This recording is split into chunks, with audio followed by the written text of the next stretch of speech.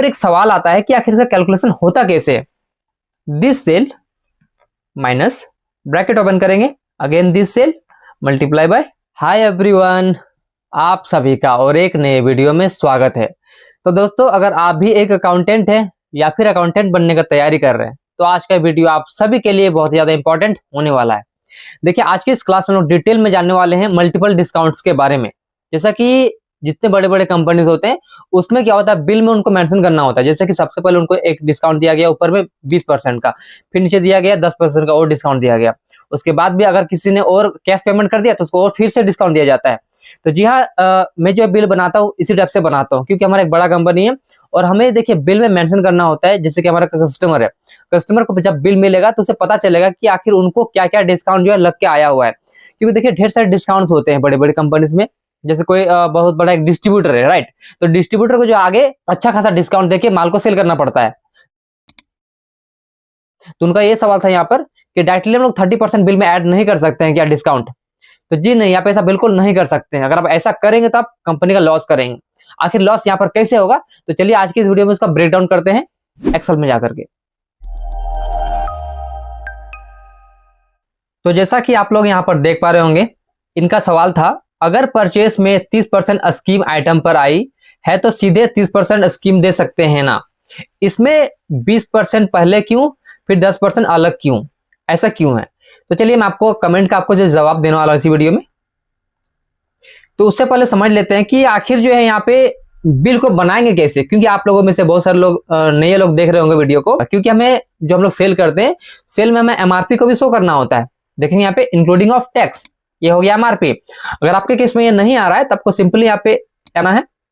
आपको देखेंगे यहाँ पे देखने को मिल जाएगा provide rate inclusive tax for stock items. इसको यहाँ पे बाय डिफॉल्ट नो रहता है, आपको इसको यस कर लेना है, फिर कंट्रोल से एक्सेप्ट कर लेंगे तो आपके सामने ये ऑप्शन आ जाएगा। ओके, तो यहाँ पे बस देखिए आपको लिखना है जो भी आपका एमआरपी को लिख दीजिए यहाँ पे। उसके बाद से ये जो है टैक्सेबल वैल्यू अपने आप आ जाएगा। ओके, एंटर करेंगे। अब देखिए यहाँ पर पहले दिया गया 20% का डिस्काउंट। ओके, एंटर करते आगे बढ़ जाएंगे। अब देखिए इसी में और एक है यहाँ पर डिस्काउंट गिवन, फिर से डिस्काउंट दिया गया कितना का, 10% का। अब देखिए आप लोग इस लेजर को कैसे बनाएंगे, तो मैं दिखा रहा हूं आपको अल्टर करके, कंट्रोल एंटर कर रहा हूं यहाँ पे। देखिए, तो आपको इसको रखना है अंडर इंडायरेक्ट एक्सपेंसेस ग्रुप में, क्योंकि ये कंपनी की तरफ से खर्चा हो रहा है इसके लिए। और यहाँ पे ध्यान से आपको इंक्लूड इन एक्सेसिबल वैल्यू में इसमें जीएसटी लेना है, और यहाँ पे goods and based on value लेते हुए आपको इस लेजर को क्रिएट कर लेना है। ओके, उसके बाद से चूंकि हम यहाँ पे डिस्काउंट दे रहे हैं तो यहाँ पर आपको क्या करना है, -10 करना है। -10 लिखेंगे तो ऑटोमेटिक आपका यहाँ पे वैल्यू आ जाएगा माइनस होके। ओके, एंटर करेंगे। अब देखिए इसी में क्या है, फिर से और एक डिस्काउंट दिया गया है, क्योंकि देखिए ये जो पार्टी है हमें हमेशा जिस टाइम हम लोग सेल करते हैं उस टाइम वो हमें पेमेंट दे देती है, इसलिए इसे हम देते हैं सीडी यानी कि कैश डिस्काउंट। चलिए देखते हैं उसका कैसे बनाते हैं। तो कंट्रोल एंटर करेंगे। देखिए यहाँ पर सेम तरीके से बनेगा, बस देखिए नाम अलग है, बाकी सारी चीजें यहाँ पे सेम रहेगा। ओके, स्किप करते हैं। और यहाँ पर मैंने क्या किया, 2% का इसको सीडी दिया हुआ, तो मैं यहाँ पे कर देंगे -2, तो आपका यहाँ पे निकल जाएगा। अब देखिए इसका डिटेल आप कैसे देख सकते हैं, तो आपको देखिए उसके लिए क्या करना है, सिंपली यहीं पे उसके लिए आपको रिलेटेड रिपोर्ट्स में एंटर करेंगे।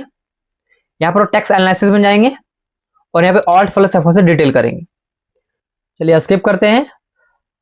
अब देखेंगे आप लोग यहाँ पे, जैसे कि मैंने यहाँ पे क्या किया, 20 दिया है, फिर 10% दिया है, फिर 2% दिया है। ठीक है, इस तरीके से आप यहाँ पे इसके बाद 2 के बाद भी आप और भी कुछ परसेंटेज ऐड कर सकते हैं। सपोज आपको और भी कोई डिस्काउंट देना है तो फिर से नया लेजर क्रिएट करके आप उसमें 2%, 5% दे सकते हैं। यानी कि आप इस तरह से कितना भी जो है आगे डिस्काउंट को कंटिन्यू कर सकते हैं। अब यहाँ पर एक सवाल आता है कि आखिर इसका कैलकुलेशन होता कैसे है। ठीक है, तो उसके पहले यहाँ पे एक बार समझ लेते हैं। जैसे कि हमने देखिए इसको दिया हुआ है 20%, 10%, 2%। ओके, तो इसका देखिए टोटल कितना का बिल बन चुका है, 1,40,800 रुपए इसका। ठीक है, अब मैं दिखाता हूं आपको डायरेक्टली करके कि डायरेक्टली अगर हम यहाँ पे 32% देते हैं तो देखिए उस केस में कितना का बिल बनेगा। इसको एस्केप करते हैं। यहाँ पे देखिए इस बिल में मैंने क्या किया हुआ है, एमआरपी हमारा वही है, हमने डायरेक्टली यहाँ पे दिया 32% डिस्काउंट। अब देखेंगे यहाँ पे इसका कितना में सेल हो रहा है, 1,36,000 में। यानी कि देखिए डिफरेंस कितने का रहा है, मैं स्किप कर रहा हूं एक बार। यहाँ पे देखिए पहले हमारा सेल हो रहा था 1,40,800 रुपए में, बट अब कितना में हो रहा है, अब इतना में हो रहा है। तो यानी कहीं ना कहीं यहाँ पे कंपनी का नुकसान हो रहा है, राइट। अब चलिए इसको समझते हैं एक्सेल में जाके क्या इसका कैलकुलेशन कैसे होता है। तो देखिए मैंने यहाँ पे आपको समझाने के लिए सब कुछ लिखा हुआ है। जैसे कि देख सकते हैं यहाँ पे लिखा है सबसे पहले मैंने एमआरपी। तो मैं एक काम कर रहा हूँ, सबको पहले डिलीट कर दे रहा हूँ। ताकि आपको मैं स्टेप बाय स्टेप समझा सकूं। इसको मैं डिलीट कर दे रहा हूं यहां से यहां तक। देखिए यहाँ पे सबसे पहले इसका एमआरपी है, उसमें से निकालेंगे टैक्सेबल वैल्यू। कैसे निकालते हैं, इसमें लगा हुआ 18% का जीएसटी। ओके, तो इक्वल टू, अगर आपको पता करना है आइटम में जाके तो आपको सिंपली टैली में जाइए। टैली में जाने के बाद उस एंट्री को ओपन कर लीजिए और इस आइटम में क्लिक करिए, कंट्रोल एंटर प्रेस करेंगे यहाँ पे, देखिए आपको देखने को मिल जाएगा इसमें 18% का जीएसटी लगा हुआ है। ओके, इसको स्किप कर देते हैं, आ जाएंगे फिर से एक्सेल में। तो यहाँ पे एमआरपी को सिलेक्ट करेंगे, डिवाइडेड बाय 1.18 करेंगे, तो ये आ जाएगा आपका टैक्सेबल वैल्यू, यानी कि एक्सक्लूडिंग जीएसटी। ओके, अब इसके ऊपर जीएसटी भी लगा हुआ है, तो यहाँ पे क्या करेंगे, equal to this cell multiply by 9%, यानी कि इसमें 9% सीजीएसटी लगेगा और 9% एसजीएसटी लगेगा। तो यहाँ पे equal to this cell into 9%। Okay, enter करेंगे। अब देखिए यहाँ पे टोटल में क्या करेंगे, equal to sum, bracket open, इन सबको सिलेक्ट कर लेंगे, ब्रैकेट क्लोज, एंटर। तो देखिए यहाँ पे अगर आप एमआरपी में सेल करेंगे तो आपको कुछ डिस्काउंट वगैरह कुछ भी नहीं देना है, बट देखिए हम यहाँ पे बात कर रहे हैं डिस्काउंट का। ठीक है, तो डिस्काउंट के केस में क्या होगा, यहाँ पर जैसे कि हमने बिल में दिया था पहले 20% डिस्काउंट, तो लिखेंगे 20%। ओके, अब यहाँ पे निकालेंगे कि 20% उसका कितना वैल्यू आएगा, तो equal to this cell minus bracket open, again this cell multiply by this cell. तो इससे आपका निकल जाएगा कि आखिर इसका जो है 20% लेस होने के बाद कितना अमाउंट आएगा। तो देख सकते हैं यहाँ पे 20% लेस होने के बाद इसका टैक्सेबल वैल्यू इतना आएगा। ओके, अब इसके ऊपर जीएसटी कितना लगेगा, तो equal to this cell multiply by 9%, again यहां पर भी equal to this cell multiply by 9%।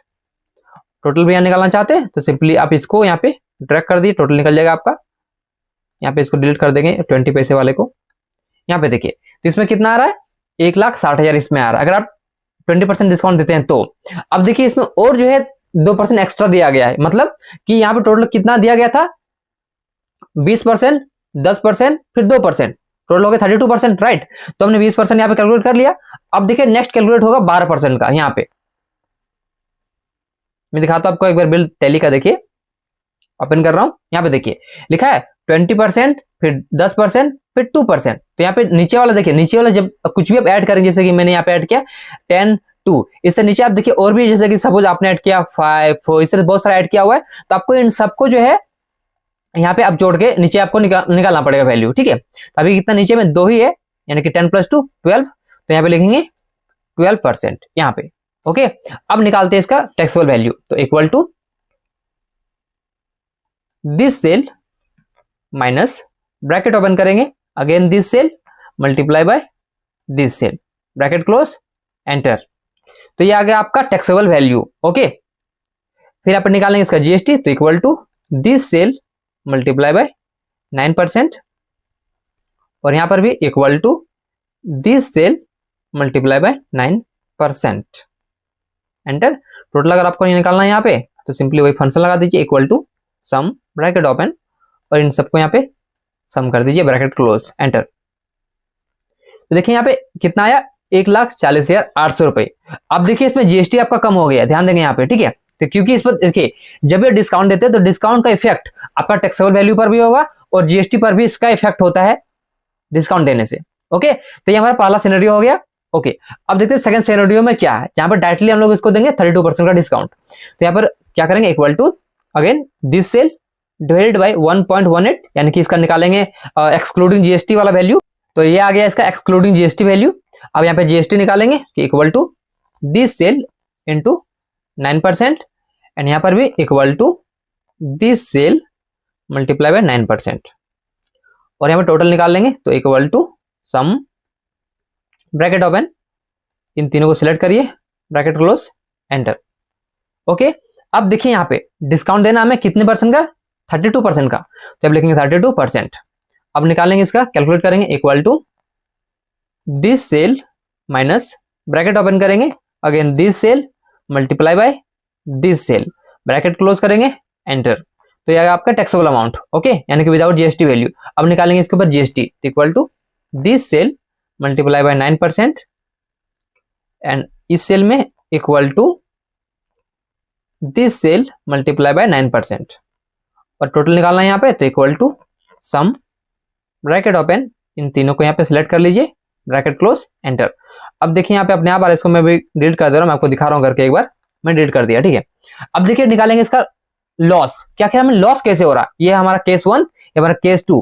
Case 1 हमारा ये इतना वैल्यू आ रहा था, केस 2 में देखिए इतना वैल्यू आ रहा है। तो कहीं ना कहीं अगर डायरेक्टली 32% डिस्काउंट देते हैं, देखिए आप कम अमाउंट में सेल कर रहे हैं, मतलब आपका लॉस हो रहा है। अब निकालते हैं कितना का लॉस हो रहा है, तो यहाँ पे देखिए इक्वल टू हमारा टैक्सेबल अमाउंट कितना होना चाहिए था, इतना होना चाहिए था, माइनस, बट अभी इस केस में कितना आ रहा है, इस केस में इतना आ रहा है, इसको सिलेक्ट करेंगे, एंटर करेंगे, तो देखिए यहाँ पे आपको टैक्सेबल अमाउंट में इतना का लॉस हो रहा है। ओके, अब देखिए जीएसटी का कितना लॉस हो रहा है, तो इक्वल टू ये जीएसटी हम एक्चुअल में देना था माइनस, बट हम दे कितना रहे केस 2 में, इतना में दे रहे हैं, एंटर करेंगे, आपको जीएसटी में इतना का लॉस हो रहा है यहाँ पे। फिर यहाँ पे निकालते हैं equal to this cell minus this cell, again आपको यहाँ पे इतना का लॉस हो रहा है जीएसटी में। अब यहाँ निकालेंगे टोटल लॉस, टोटल लॉस आपका कितना हो रहा है, equal to sum bracket open, इन तीनों को जोड़ लीजिए, ब्रैकेट क्लोज, एंटर। तो देखिए टोटल आपको जो इतना रुपीज का लॉस हो रहा है यहाँ पे। अगर आप लोग डायरेक्टली 32% डिस्काउंट देते हैं बिल में, तो आपको इतना का लॉस होगा। अगर डायरेक्टली 32% नहीं देते हैं, उसके जगह पे आप 20 फिर 12 देंगे या फिर 10+2 देंगे, तो फिर आपको उस केस में लॉस नहीं होगा 4800 का। तो आई होप आप सभी को जो है केस 1 एंड केस 2 में क्या डिफरेंस है अच्छे से अब क्लियर हो गया होगा। और देखिए इस वीडियो के बाद भी अगर आपके मन में किसी भी तरह का और भी सवाल है, तो आप मुझसे नीचे कमेंट सेक्शन में पूछ सकते हैं। मैं कोशिश करूंगा आपके कमेंट का आपको जल्द से जल्द रिप्लाई देने का।